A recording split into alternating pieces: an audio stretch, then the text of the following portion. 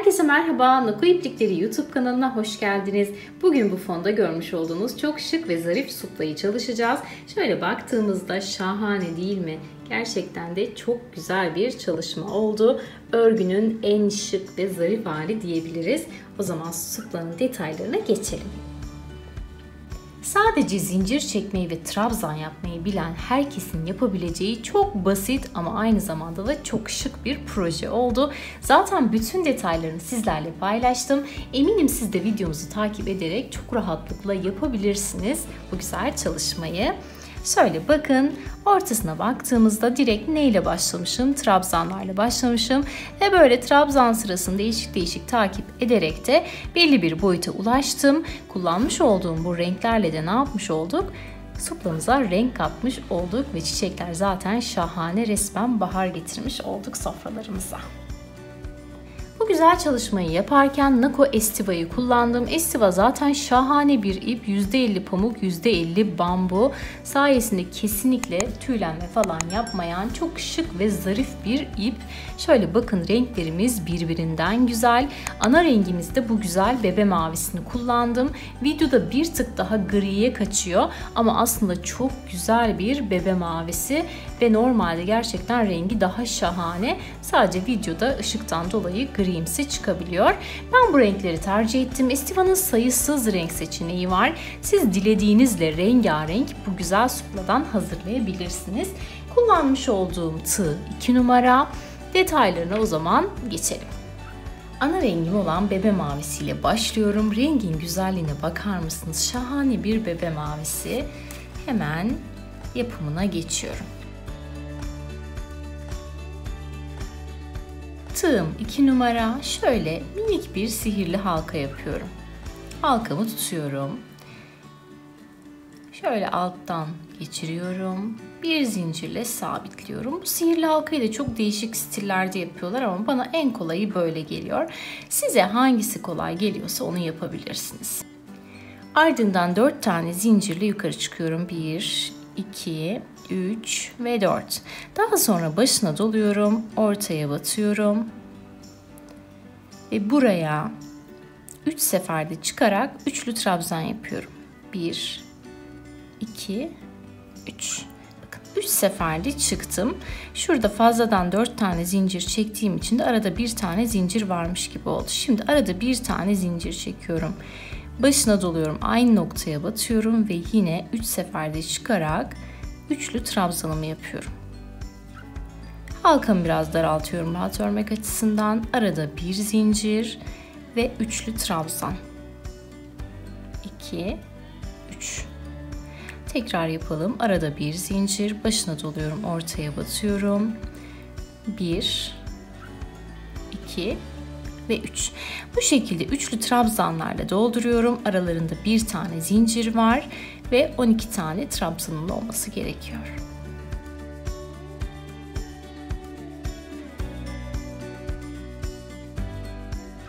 Evet, bakın toplamda 12 tane trabzanım oldu. Hemen şu sihirli halkamın ipini sıkabildiğim kadar sıkıyorum. Ortayı bakın kapatıyorum. Şimdi tekrar bir zincir çekiyorum. Bakın şu ilk başladığım trabzan vardı ya. Onu şöyle üst kısmından şöyle giriyorum ve sabitliyorum. Daha sonra şu bakın iki trabzanın arasına giriyorum. İlmeğimi kaydırıyorum. Şöyle çekerek ve buraya bir zincirle sabitliyorum.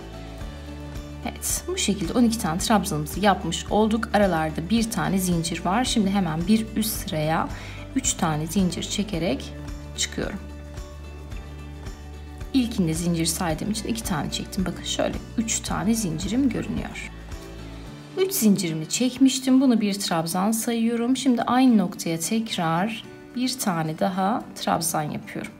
Yani ne yapmış olduk? Bir önceki sırada yaptığımız trabzanların arasında ikili trabzan yapmış olduk. Arada bir zincir, başına doluyorum. Bakın bir sonraki boşluğa geçiyorum ve buraya yine üçlü trabzan yapıyorum. 2 adet. Aynı noktaya tekrar bakın üçlü trabzan yaptım. Arada bir zincir, bakın bir sonrakine giriyorum ve yine üçlü trabzan yapıyorum. 2 adet. Evet, bakın görünümümüz bu şekilde olacak. Bir önceki sıradaki trabzanların aralarına yapıyoruz. Bu sefer trabzanlarımızı.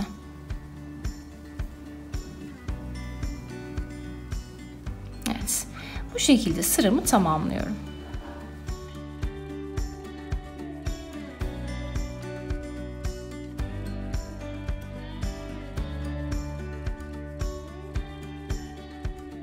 Evet, ikili trabzanlarımı yaparak sıra sonuna geldim.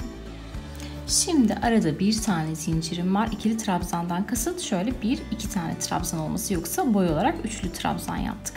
Şimdi bakın bitişi nasıl yapacağız? Şu başlangıç zincirime direkt batarsam, bunu kaydırıp birleştirirsem burada bir iz oluşuyor.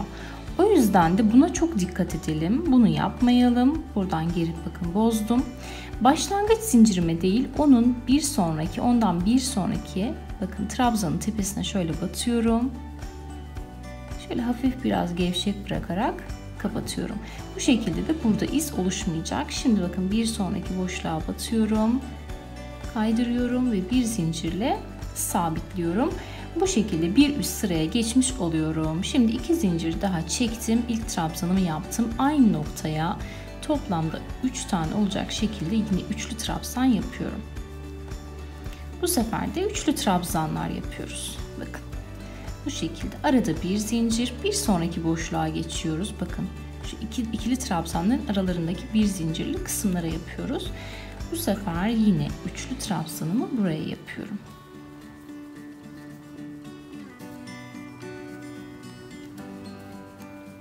Evet, bu sırada da yapacağımız işlem bu. Şu ikili trabzanların arasına üçlü trabzanlar yapıyoruz. Bu şekilde sıramızı tamamlıyoruz.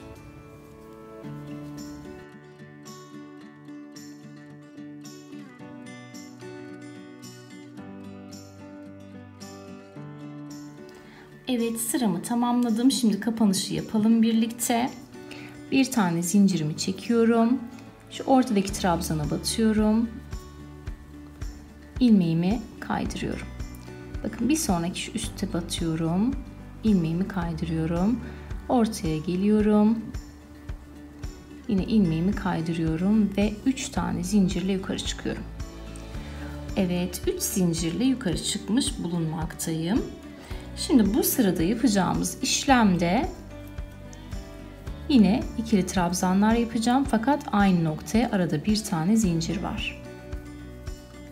Araya bir zincirimi yaptım. Aynı noktaya tekrar bir tane daha trabzan yapıyorum. Yani şöyle bir boşlukta toplamda 4 tane trabzan olacak ama arada bir zincirle. Yine arada bir zincir, bir sonraki noktaya geçiyorum. Bu noktada yine aynı işlemi yapıyorum. Arada bir zincir, aynı noktaya tekrar 2 tane trabzan yapıyorum. Bir sonrakine geçerken de yine bir zincirimi çekiyorum ve bir sonrakine geçiyorum. Burada da sıramızı bu şekilde tamamlıyoruz. Evet, sıra sonuna geldim. Şimdi arada yine bir zincir çekiyorum ve kapatma işlemini yapıyorum.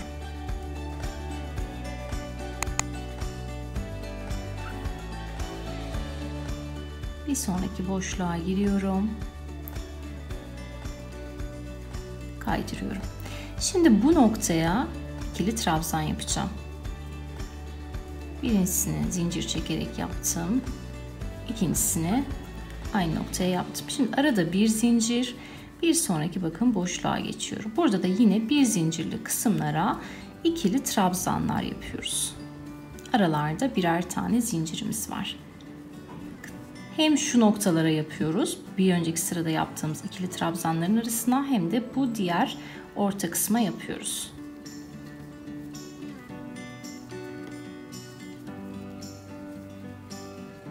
Evet, bu şekilde tamamen ikili trabzanlarla geçerek sıramızı tamamlayalım.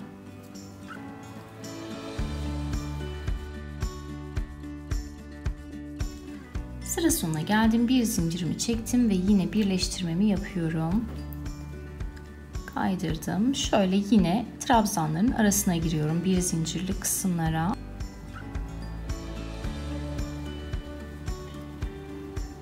3 zincir çekerek yukarı çıktım. Şimdi de bu kısımlara üçlü trabzanlar yapıyorum. 3 adet yine. Trabzanlarımızın zaten hepsi üçlü. Arada bir boşluk. Bir sonrakine geçiyorum. Ve yine buraya da 3 adet trabzanımı yapıyorum. 2 3. Bakın bu şekilde arada bir tane zincir çekerek boşluk yapıyorum. Ve bir sonrakine geçiyorum.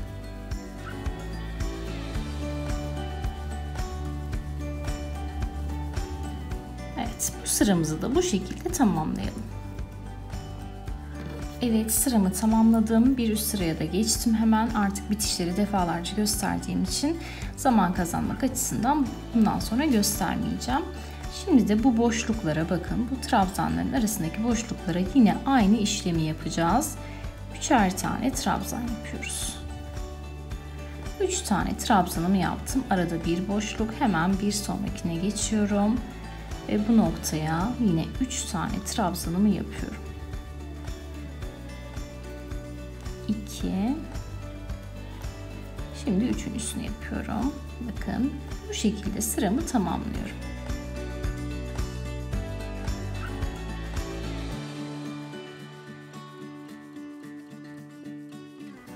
Evet, sıramı tamamladım. 3 zincirli yine bir üst sıraya geçtim. Bu sırada da yapacağımız işlem ikişerli trabzanlar yapacağız. 2 tanesini yaptım. Arada bir tane zincir. Aynı noktaya tekrar bu ikili trabzanlardan yapıyorum. Evet, bu şekilde bir sonrakine geçiyorum. Bu sefer bir sonrakine geçerken de yine arada bir tane zincirimiz var. Yine aynı şekilde bakın ikili trabzanlardan yapıyorum. Arada bir zincir, aynı noktaya tekrar bu ikili trabzanlardan yapıyoruz. Evet. Bu şekilde sıramızı tamamlayalım.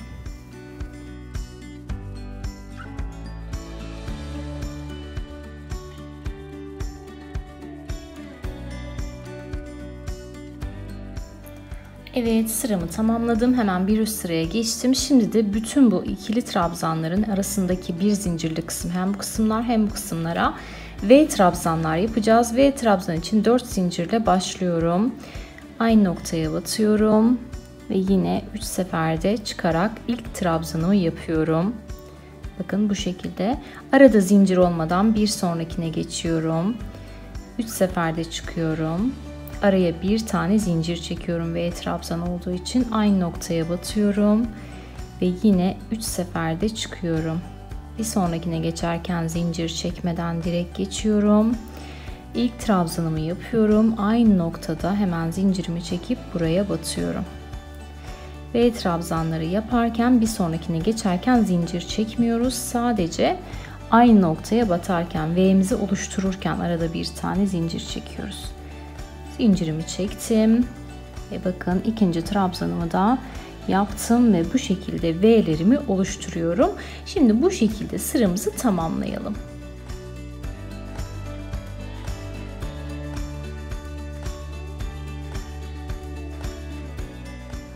Evet, V trabzanlarımı yaparak sıramı tamamladım. Bu şekilde bir görüntümüz var.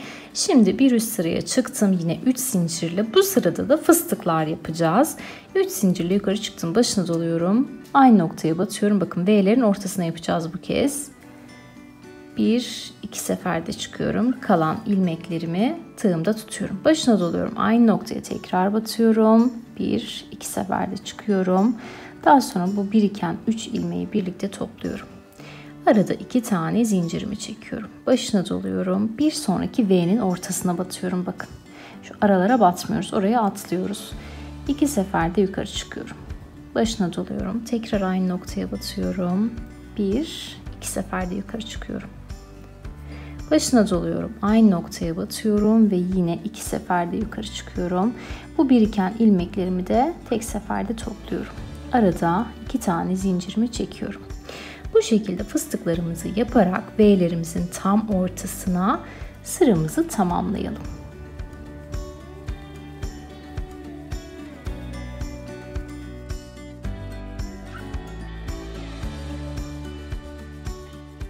Evet, sıramı tamamladım. Bakın bayağı büyümeye başladık, artık sonlara doğru yaklaştık. Şimdi bu fıstıkla da bitişi göstermek istiyorum. Tam şu kısım var ya, fıstığın ortasındaki kısım, bu kısma batıyorum ve ilmeğimi kaydırıyorum. Şimdi aynı noktadan yine 3 zincirle yukarı çıkıyorum. Bu sefer de bu üçlü fıstıklardan değil, ikili fıstıklardan yapacağız. Tam şu üçlü fıstıkların ortasında bulunan kısma hemen ikinci fıstığımı yapıyorum. Arada bu sefer 2 tane zincir çekiyorum. Başına doluyorum. Bakın bir sonraki fıstığın tam şu tepesi var, birleşim noktası. Bu kısma batıyorum. Fıstığımı buraya yapıyorum.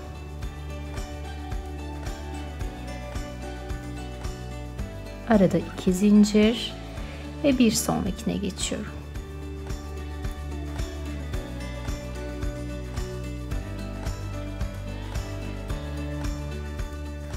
Evet, bu sıramızı da bu şekilde tamamlıyoruz.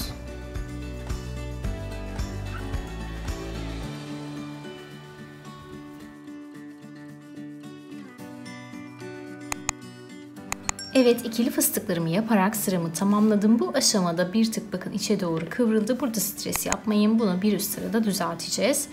İkili fıstıkları yaptıktan sonra şimdi bu sırada yapacağımız işlem şu ikili fıstıkların arasındaki 2 zincirli kısımlara 3 tane trabzan yapmak.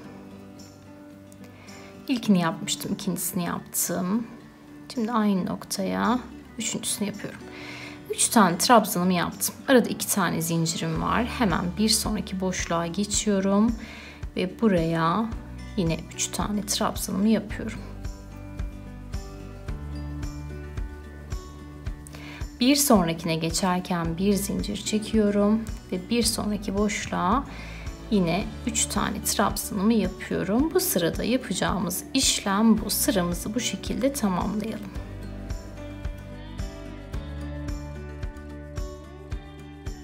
Evet, sıramı tamamladım. Tamamen üçlü trabzanlarla. Üzerine bir sıra daha aynı işlemi uyguladım. Yine üçlü trabzanlar ve aralarda 2 tane zincir. Şimdi artık mavi iple olan işimiz bu aşamada bitti. İpimi hemen kesiyorum. Şöyle sabitledim. Daha sonra arkaya gizleyip halledeceğim, temizleyeceğim. Şimdi mor rengime geçiyorum. Mor rengimi aldım. Hemen şöyle ipimi sabitliyorum. Daha sonra şöyle 3 zincirli kısımlar vardı ya, bunlardan herhangi bir tanesine batıyorum ve sabitliyorum. Ardından da bir tane sabitleme zincirimde zincir sayıyorum.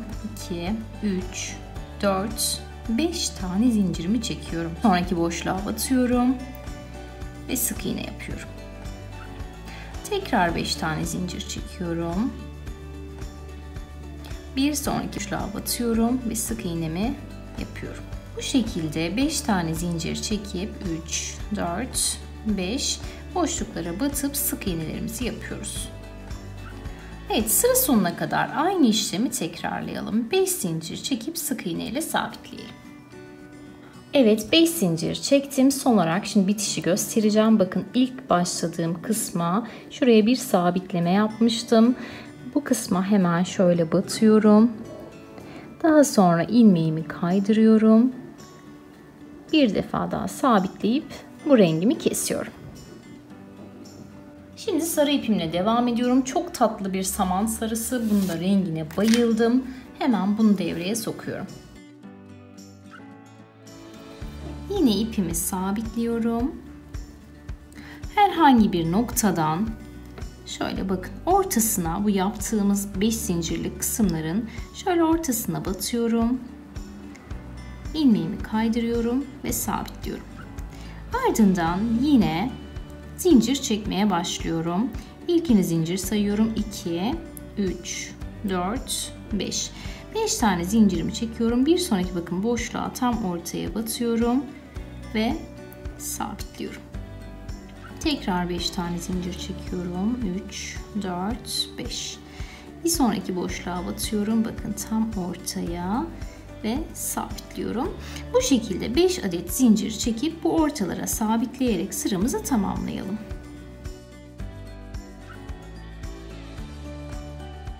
Evet, sarı ipimle olan sıramı da bitirdim. Şimdi geçiyoruz pembe ipe. Bir sırada pembe iple geçeceğiz. Şöyle yine bakın 5 zincirli kısmın ortasına batıyorum. İlmeğimi kaydırıp sabitliyorum. Bu kez 6 tane zincir çekeceğiz. 2, 3, 4, 5, 6.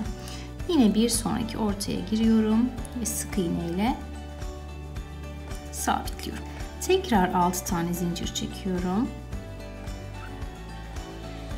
Ve yine ortaya sık iğne ile sabitliyorum. Evet, bu sıramızı da bu şekilde tamamlıyoruz. Evet, pembe sıramı bitirdim. Şimdi son kez mavi ile bir sıra geçeceğiz. Bir de kenar oyası yapacağım. 3 tane zincir çektim. Bu noktada tutuyorum. 1, 2 tane daha zincir çekiyorum ve şu üçüncüye batıyorum. Burada bir sabitleme yapıyorum. Daha sonra 1, 2, 3 tane zincirimi çekiyorum ve şu ortaya batıyorum. Bu şekilde bir bitiş sırası yapacağız. Tekrar yapalım. 1, 2, 3 tane zincirimi çekiyorum. 3. zincirimi tutuyorum. 2 tane daha zincir çekip bunun ortasına batıyorum ve sabitliyorum. Ardından da 1, 2, 3 tane zincirimi yapıyorum ve bu ortaya sık iğne yapıyorum. Bu şekilde son bir kez kenarımızı geçeceğiz. Daha sonra da artık bitişimizi yapacağız. Evet, son olarak mavi sıramı da geçtim. Artık ipimi kopardım ve temizledim. Bakın şöyle iç kısımlardan temizlemelerimi yaptım. Şimdi şu çiçeklerin yapımını da göstereceğim. Çünkü üzerine bu güzel çiçeklerden bu şekilde süslemeler yapacağız. Şimdi bu çiçeklerin yapımına geçelim. Renkli iplerimden herhangi bir tanesini alıyorum. Şöyle hemen sihirli halkamı yapıyorum. İpimi kaydırıyorum. Ardından 5 tane zincir çekiyorum. İkinciyi yapmış olduk ilk sabitleme ile birlikte. 3, 4, 5. Başına doluyorum, ortaya batıyorum ve ikili trabzan yapıyorum. Arada 2 zincir, başına doluyorum, ortaya batıyorum ve yine ikili trabzan yapıyorum. Bu aşamada halkamı birazcık daraltabilirim. Yine 2 zincir ve yine ikili trabzan. Bu şekilde şu boşluklardan 1, 2, 3 tane yapmış olduk. Toplamda 6 tane olacak şekilde aynı işlemi devam ettiriyorum. Şöyle halkamı daraltıyorum. Bakın şöyle saydığımızda 1, 2, 3, 4, 5 şunu birleştiriyorum. Ve bakın toplamda 6 tane boşluğumuz oluşmuş oldu. Hemen şöyle bir sonraki boşluğa batıyorum. Ve bir tane zincirle sabitliyorum. Daha sonra başına doluyorum ve buraya ikili trabzanlar yapmaya başlıyorum. Birincisini yaptım. Toplamda 5 tane yapıyoruz. 2 3 4 ve 5. 5 tane trabzanımı yaptıktan sonra bir sonraki boşluğa batıyorum ve sabitliyorum. Ardından bir tane zincirle yukarı çıkıyorum. Tekrar batıyorum ve buraya tekrar 5 tane trabzan yapıyorum.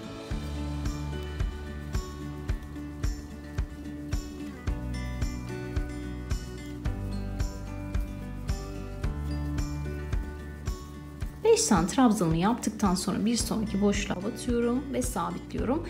Bu şekilde aynı işlemi sıra sonuna kadar devam ettiriyorum. Evet, son yaprağımı da yaptım. Şöyle aynı noktaya batıyorum ve ilmeğimi kaydırıyorum. Birinci aşamamızı tamamlamış olduk. Şimdi şöyle arkayı çeviriyorum. Bakın şu arka kısımda bulunan şu kısma batıyorum. Şöyle bir sabitleme yapıyorum. Daha sonra 1, 2, 3, 4 tane zincir çekiyorum. Bakın bir sonraki şu trabzanın arkadan batıyorum ve buraya sabitliyorum. Tekrar 4 tane zincir çekiyorum. Bir sonrakine sabitliyorum. Tekrar 4 tane zincir çekiyorum. Bir sonrakine sabitliyorum. şekilde arka kısımlarına 4'er zincirden zemin oluşturuyoruz yapraklarımız için. Sonuncuyu yaptım. Bakın ilk yaptığımı şöyle dibine batıyorum ve buraya sabitliyorum. Şöyle arkada bakın zeminimizi oluşturmuş olduk. Şimdi ilk oluşturduğum 4 zincirli kısma batıyorum. Bir zincirle yukarı çıkıyorum. Bir zincirle yukarı çıktıktan sonra buraya yine 5 adet ikili trabzan yapıyorum. 2 3 4 ve 5. 5 tane ikili trabzanımı yaptım. Şimdi bir sonraki boşluğa batıyorum ve sabitliyorum.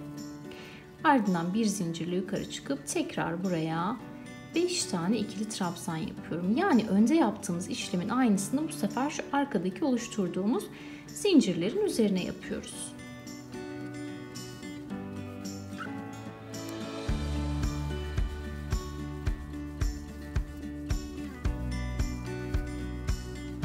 Evet. Bu şekilde sıramı tamamlıyorum.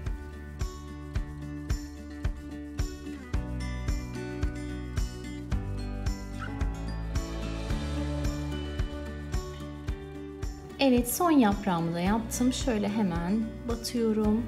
İlmeğimi kaydırıyorum. Ve çiçeğimizi bu şekilde hazırlamış bulunmaktayız. Bir tane zincirle sabitleyip kesiyorum. Şu ortadaki kısmı da çekerek kapatıyorum. Sihirli halkamın bu ortasını tamamen çekerek kapattım. Bu şekilde rengarenk, dilediğiniz renklerde çiçeklerinizi hazırlayabilirsiniz. Ben bu şekilde hazırladım. Şimdi gelelim yerleştirmeye. Evet, çiçeklerimi hazır ettikten sonra şu kopardığım iplere hemen iğnemi takarak çiçeklerimi dikmeye başlıyorum suplamın üzerine.